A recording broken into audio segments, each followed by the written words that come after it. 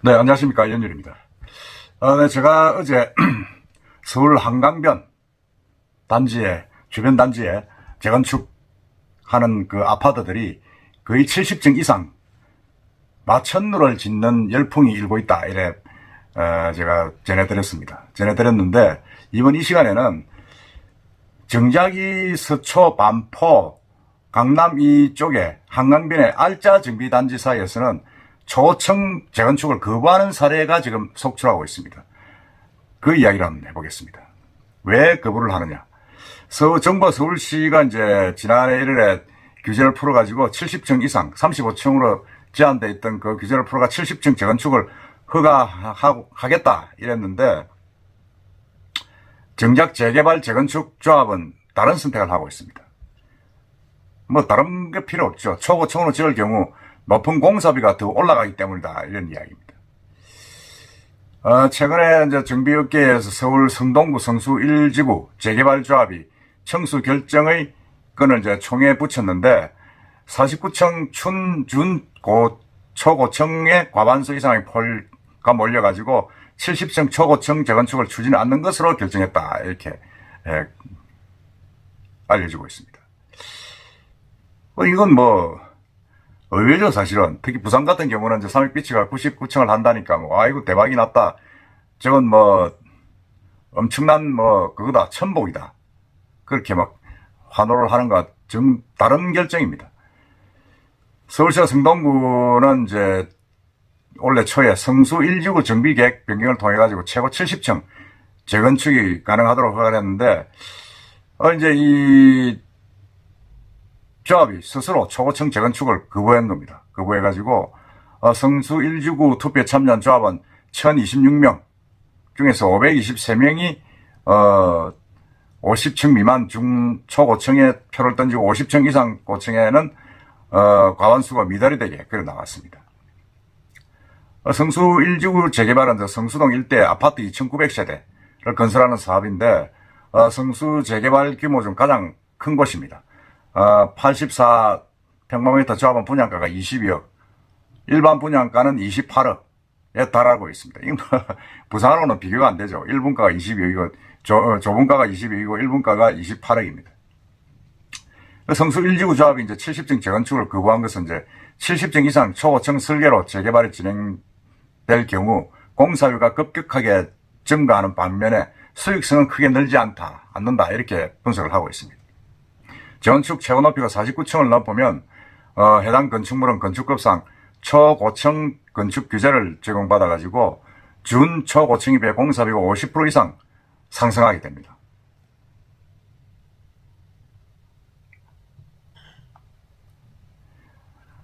반면에 초고층 층수를 70층으로 높인다 해도 일반 분양 물량이 크게 늘어나지는 않는다. 지금 이렇게 보고 있습니다. 그래서 이제 너무 높게 짓지 말자. 지금 이렇게 이야기하고 있죠. 올 상반기 착공을 앞둔 이제 서초구 반포 주공 1단지 또 이제 최고 35층 높이로 재건축을 진행할 예정입니다. 서울시가 35층 룰 규제를 폐지했는데도 조합은 기존 설계대로 진행하기로 했다. 왜냐하면 공사비가 늘어나 실익이 크지 않고 착공 입주 시기도 늦어질 수밖에 없다. 그래서 그렇게 덕이 없다. 지금 이렇게 판단을 하고 있는 겁니다. 이 관계자들은 재건축 최고 층수를 70층으로 풀어준다 해서 일반 분양 가구 수가 늘어난 것이 아니다.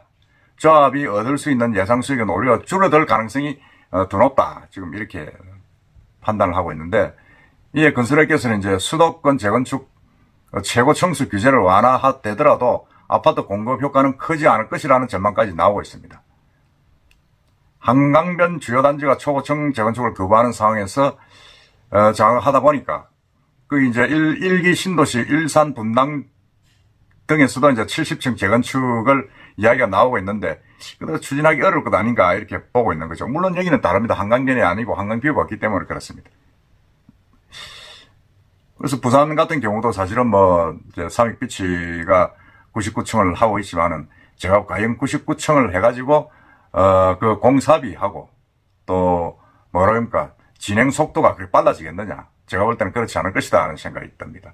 지금 60층을 짓는 걸 해가 2조 4천억의 공사비를 예정을 했는데, 99층을 짓게 되면 아마 5조 이상의 돈이 들게 되고, 그러고 이제 거기 시기도 한 10년 이상, 5년에서 10년 이상 늘어난 것 아니냐, 그런 이야기가 있죠.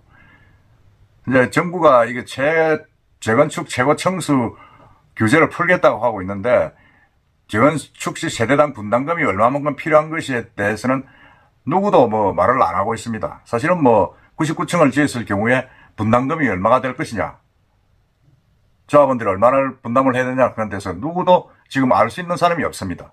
삼익비치도 마찬가지입니다. 99층을 지었을 경우에 분담금이 얼마 될 것이냐. 그거야 이제 분양을 많이 하니까 분양 수익으로 이제 분담금을 낮출 수 있다, 이런 이야기가 나오고 있고, 공사비가 턱없이 올라가기 때문에 아무리 분양을 해도 분담금은 지금 국민평균 8억이지만은 10억 이상 올라갈 것이다, 지금 이렇게 비관적으로 예측하는 사람도 있습니다. 그러니까 이 재건축을 추진하기 앞서가지고 이제 사업 수지 분석을 제대로 해야 이게 원활한 사업이 이루어지는데, 과연 그런가 하는 부분이 있죠. 사실 뭐 저번에 말씀드렸습니다만은 이 국내 재계 2위인 현대자동차 그룹도 이제 수익성을 고려해가지고 글로벌 비즈니스 센터 삼성동에 있죠. 신사옥 초고층 층수를 기존의 105층에서 50층으로 2개 동으로 변경하는 과정을 거치고 있습니다. 서울시에는 105층으로 지으라고 그러고 있는데, 사실 뭐 그 고민이죠. 사실 현대 같은 경우는. 그렇지만 아마 그렇게 되지 않을까 생각을 하고 있습니다. 50층으로 2개를 짓는 걸로 거의 가는 걸로 알려지고 있습니다. 더더구나 이제 강남, 서초, 송파 지역은 분양가 상한제를 적용받고 있습니다. 상한제를 적용받고 있기 때문에 일반 분양가를 높인 데는 한계가 있습니다. 그래서 초고층으로 지을 경우 공사비가 오롯이 조합원의 몫이 된다는 부분이 있습니다. 그래서 어떤 면에서는 높게 안 짓는 부분이 사실은 있습니다만은, 이 성수동 같은 경우에는 이제 그 강남 상구가 아니고 구가 다르고 동이 다르기 때문에 제한을 크게 받지 않는데도 불구하고 조합은 스스로 우리가 이제 초고층은 너무 부담이 크다, 지금 그렇게 이야기하고 있는 겁니다.